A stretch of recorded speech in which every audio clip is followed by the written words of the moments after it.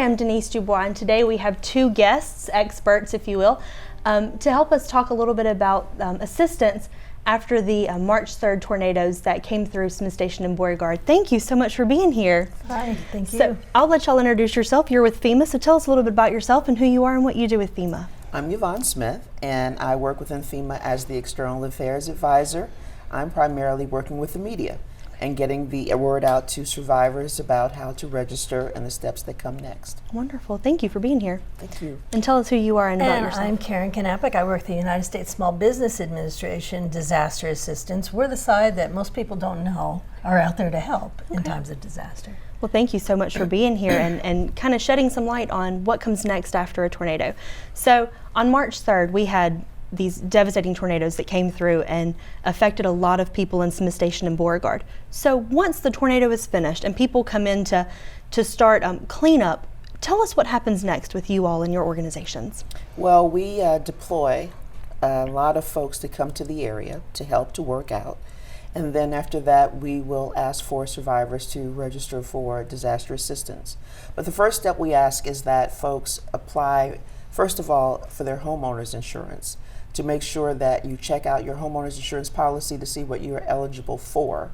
And then after that, then apply for disaster assistance. And after you apply for disaster assistance, typically about 7 to 10 days, you'll get a phone call from an inspector. And that inspector is coming out to your house to verify your losses. They do not make the determination on how much money you will receive. They're just verifying what you've said on your application of what damages you suffered at your house. And that's 7 to 10 days after you file your registration. After that, you will receive a determination letter, and that's saying what you have qualified for and the amount of money that you'll receive. And then after that, you will receive a check. It's either through regular mail or it could be deposited into your bank account when you provide that information. So what kind of help can people get, especially after something like this has happened? Absolutely. They can receive rental assistance. They can receive assistance for repairs. In some situations, they can receive assistance for medical bills, for dental bills. So it's a wide range of assistance that you can receive, but you have to register first. Right, of course. And as part of that registration process, many people will be asked to go to the SBA. And so sometimes folks get a phone call and it says, Small Business Administration, what the heck is that? I'm not a business, and then they just ignore it. Right. We're part of that process. So once you've applied with FEMA, registered with FEMA, a majority of people will get routed through SBA, and that's because we want to see what benefits you might be eligible above and beyond what they've already assessed. So we ask you, if you've been directed to SBA, go through that application process, even if you're not sure you want a loan, because we provide loans. FEMA does a great job with the immediate temporary assistance, but they're not there to do the actual rebuilding of your structure or to completely replace everything. They're going to do immediate short term, and we're hoping that in addition to FEMA helping you in the beginning, that you're working with insurance, as Yvonne said, and SBA to get you back to where you were before the storm. So we do the low interest loans that help renters replace their vehicles, help homeowners rebuild, and then businesses and nonprofits get back to where they were. So let's talk a little bit about if I was someone who was affected by the storm, and let's say I had some minor damage, but I'm thinking, maybe I can take care of it myself. Am I still someone who should contact the two of you to go through the registration process? Absolutely, absolutely. We run into that situation where survivors think my damage isn't as bad as my neighbor's damage, and I want someone else to get the help. But that's why we're here as FEMA. That's what we're talking about now, that we provide that short-term care, but it's immediate to you. And if you believe that you have damage, we want you in a safe, sanitary, and functioning home. So go ahead and register for that assistance, because you really don't know what your neighbors are getting, but if your home is damaged, that's personal to you. That's right. So you need to go ahead and register. Absolutely. And also, it's your taxpayer dollars. I wish people would understand that. I don't want them to say, I think my neighbor might need it more than I do. There's plenty to go around for everyone. And it's there for you in case you need it, for every American. Yes, that's exactly what it's for. Absolutely. Yes, ma'am. And so we want people to know that. And don't be, I think maybe they think they're taking a handout, and they're not. And it's your money. It's there for you. why not see what's available? I do like what you said, that people think it's a handout when really and Yeah. truly it is there to It is. help and assist and help you to rebuild. So Absolutely. if my home was completely destroyed, what then? What would I do? Well, if it's completely destroyed and it's verified, of course, then we give you the max grant that we have. What But would that be? That money is $34,900. Wow. But for your home, that's not enough That's right. to rebuild your home. That's exactly right. And that's why we rely on our SBA partners, Right. because where we start the race, they take you farther. That's a great way to put that. Where you start the race, we take you farther, because that's exactly right. They're going to give you, for some of these folks that lost everything, they're going to get those maximum grants, and that's great. But that isn't enough to put your house back together or to rebuild. You're right. So that's why the government does what we do at the lowest possible rate. So for most people, they're going to get 2%. Wow. Money at 2.1% is That's very wonderful. good. Homeowners can get up to $200,000.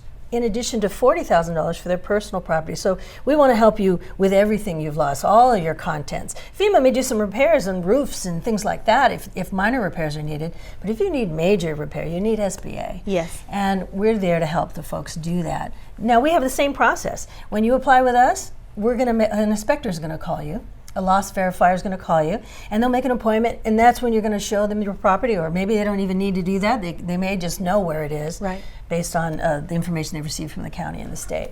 And then after that, we're going to make you an offer, and that's why we tell people there are a couple reasons to apply for SBA. One, because you need the money to rebuild, but the other is that there's an additional grant opportunity for those that SBA can't help.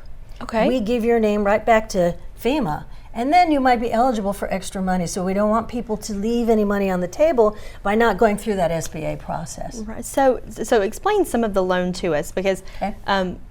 some of us may have bought a house when our credit was a little better, or maybe now getting a loan may be a little more difficult than it was for us 10 or 15 years ago when we bought our house. So how does the business or the loan work? Is it still 30-year? Does there certain qualifications? No, good questions. Because we are a disaster loan, we're trying to do that in times of people are in need. Yes. We are a more forgiving process. We're also a more forgiving. We're going to work with you to make it not a burden to pay it back, because you do have to pay it back. Yes. But it's going to go right back into that treasury, and it's going to help the next people of the next disaster when you pay that back. So we're going to be able to work with you on all of the terms. It is up to 30 years. And there's no amount that's too little. We've had somebody get $1,000 from it. If that's all you need to cover your deductible or something, Yes. we're going to try to help you with that as well. But one of the benefits of, because it is disaster, we're more forgiving, we're more accepting, and we have an appeals process that allows you to address situations as this goes on. Your life may change, and all of a sudden now my $100 payment is too hard. Is there something we can do about it? And we have a way to address that with you throughout this, because like we said, we know this is a tough time, and we want to make it easy for people to manage their debts and pay this back. That sounds fantastic. People really need to know that they have an option after a disaster like this. Yeah. So how long have you two been in our community with us? I've been here since March 4th, the day Okay. after the tornado. Yeah, I was going to say just right after that, pretty close after that. And, this is a really interesting community. I have to say this job is not for everyone, because we travel and we get to see wonderful communities, but maybe not at the best time. That's right. That's right. But this community has come together like, my goodness, it was wonderful to see how many people are helping out, and just, people who could hardly do anything are out there helping. That's exactly right. People are trying to raise money if they can't do things, and it's just been wonderful to see. And where are you from? I'm from California. I live in Southern California near San Diego Way. And that's where you're based out of? That's where I'm based out of, yes ma'am. And how often do you have to travel to places after disasters? Probably 6, 7, it depends on how busy a disaster season it is, and that can change over time. 6, 7 months a year maybe. Wow. And you're based out of Atlanta, is that right? I'm based out of Atlanta, and my region covers everything from Florida up to Tennessee. Okay. So I'm on the road a lot. So can y'all talk about some of the experiences that you've had in the past with other disasters? Yeah, it's some of them. Every disaster is so different. I guess that's what I would say. Yeah. Every disaster is so different in the way the community responds, in the way that we can respond. How soon there were deaths in this one. Yeah. That doesn't always occur, and that changes the way you approach things. And Yes. there's just different sensitivities. And I tell you, I think I've enjoyed the job because I get to see people at their best, and I think that's something that I take away with this position. Yeah, you know? it's got to be inspiring to see a community come together like ours has. To be able to see that on the front line as part of your job. It is at some of the worst times in people's lives when they lose everything they have, but to see people rallying around each other has got to be inspiring. Restores your faith in humanity when you Yes. lose it you watch the news every now and then. That's you exactly might right. get a little disheartened, but Yeah. yeah, it restores your faith in humanity. On driving here, seeing the Smith Station Strong Yes. signs, you just have to be heartened. You have to just realize that folks are coming together. It doesn't matter what has happened, you still have that sense of community. Right. And that is awesome. Neighbor helping neighbor. And that's really the first steps of neighbor helping neighbor, even before we come in. You know, the disaster started March 3rd. There were people already out pulling wood, helping each other before we even arrived. And that's something where you have to sit back and realize, coming into a community, when you see that happening, you know it's going to work. You know they're going to come back. You know they're going to build stronger and safer. And that's really the thing that I look for, is just to see when neighbors are helping neighbor. I don't want to say it makes my job easier, but it makes me think, you know what, they are going to bounce back. That's right. You know, when you said that, it made me think of the state officer named Greg Robinson would say preparedness. He would be speaking on that right now. I can hear him speaking because what you said is right. We don't get there right away. Who do you see? It's your neighbor. And so if you guys are prepared and we know each other and we're able to help each other right away, that's really the first responders. Absolutely. Right? And it's just a different way of thinking about it. We have to get ourselves prepared, and we try to talk about that everywhere we go. That's right. If you would say that there's one thing that our viewers would particularly need to know, what would you say that is? First of all, I'd say know the number to call Okay. and the website, because unfortunately, disasters are going to happen. We're in the Southeast. You're looking at things in the Midwest right now. It's going to happen. But get to know the number. Get to know that FEMA number, the 1-800-621-3362 number for registrations. Okay. Get to know the website, disasterassistance.gov. You know, when you are armed with that information, you can start with your recovery. And understand as well that FEMA is just one part of this puzzle. You know, we have the SBA with us. We have voluntary agencies with us.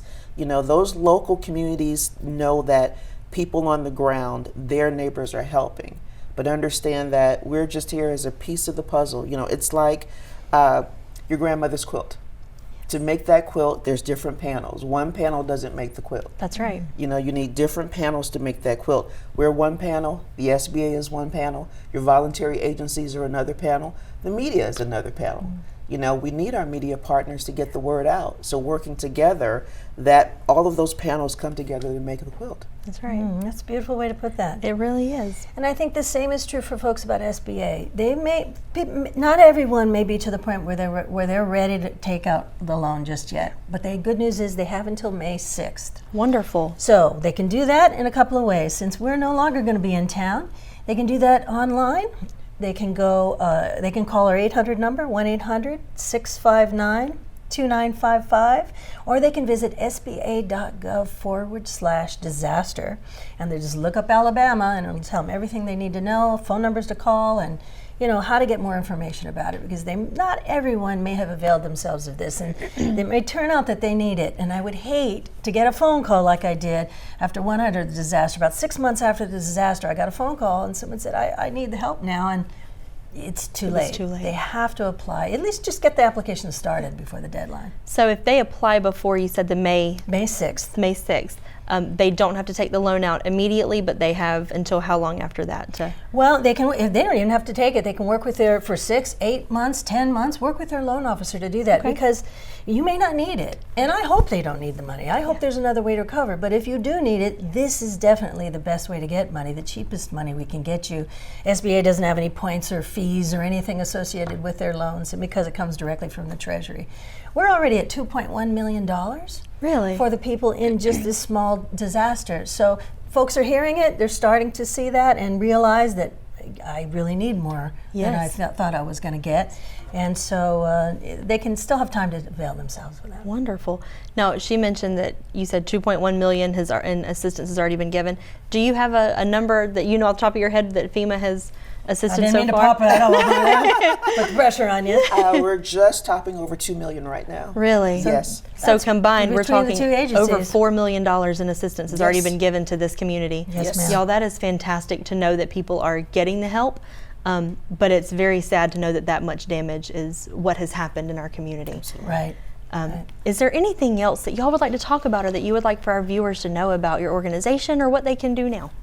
I would just like them to consider this as a benefit for them and for their friends and family. Just encourage your friends and family that haven't maybe taken advantage of this. I've talked to people at fairs on the weekend and just different events who say, should I? You know, we didn't have that much damage. Yes, by all means. See what you're eligible for. Why wouldn't you do that? Besides that, we want to put our arms around what really was the disaster. And if not everybody participates, it's a little more difficult to get an accurate, full-on picture of that. So we want everybody to participate. I think my word I will reiterate is preparedness. There you go. Prepare before the next storm. Know where your information is. Check that insurance policy. Make sure right now that you can at least go out and know how to build back safer and stronger. And right now at the Home Depot on Highway 431 North, we have mitigation teams there right now to help people with literature and publications on how to build back stronger and safer, because you want to get ahead of the storm right now. Yes. Don't wait till the storm comes. Make sure you have all of your important information now, so when something happens and FEMA's back on the ground, you can expedite that information. And I'm so glad you said that about paperwork, because when it comes time to disaster, people aren't prepared in ways you don't think of. Is the house in the right name, or is it in Nana's name, or is all of those things? It's time to get some stuff updated, because this could happen again. And if your stuff isn't in order, it's very difficult to be a part of these processes.